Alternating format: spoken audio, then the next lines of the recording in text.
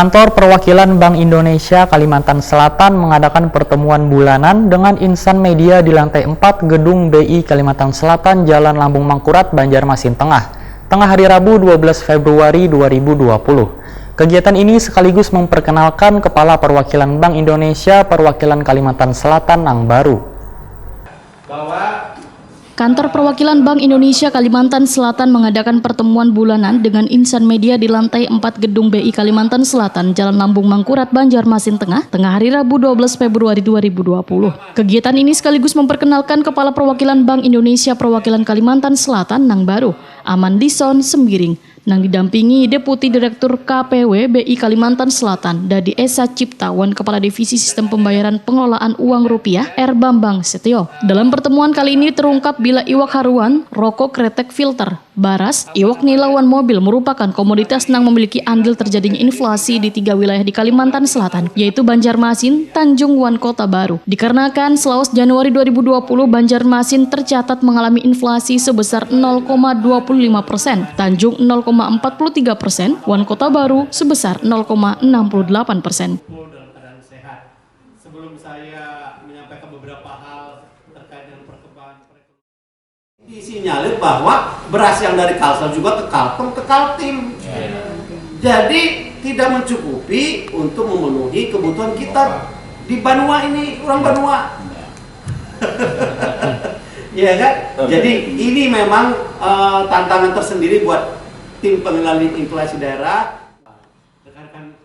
Kepala Perwakilan Bank Indonesia Perwakilan Kalimantan Selatan, Aman Lison Sembiring, Waitakoni Prima TV memadahkan, ada 5 komoditas penahan inflasi terbesar, yaitu angkutan udara, bensin, biaya pulsa ponsel, daging ayam ras, wan obat dengan resep. Sehingga untuk meningkatkan pertumbuhan ekonomi baru, maka perbaikan sektor pertambangan dan kinerja industri sawit berpeluang meningkat. Selain itu, hilirisasi agroindustri pengolahan iwak, pariwisata yang dibarengi dengan pertumbuhan ekonomi digital, wan syariah untuk mempercepat akselerasi yang menjaga kelestarian lingkungan. Kedepan BI Kalimantan Selatan dengan berbagai stakeholder, ujar Aman Lison Sembiring, berupaya bersama memajukan perekonomian daerah dengan mengembangkan klaster wan UMKM. Secara umum target kenaikan produktivitas yang ditetapkan setiap klaster 10%, yang telah melampaui target yang ditetapkan yang kayak klaster bawang habang sebesar 27,93%, padi unggul, iwak banyu tawar, hundang basah wan kerajinan anyaman purun maupun ilung. Aman Lison Sembiring berharap perbaikan sektor pertambangan dan kinerja industri sawit akan mampu mendongkrak pertumbuhan ekonomi di Banua.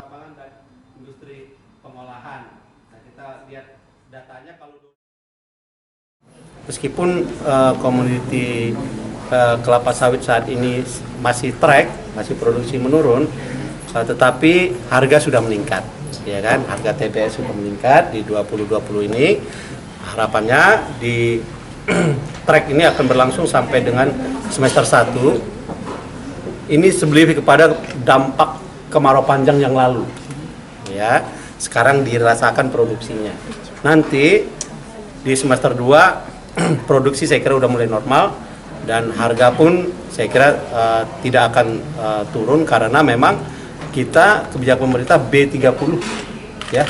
Jadi meskipun nanti mungkin permintaan luar negeri tidak khususnya Eropa belum menunjukkan tanda perbaikan, tetapi kita di dalam negeri udah diimbangi dengan B30, ya, sehingga itu juga penopang pertumbuhan ekonomi kita.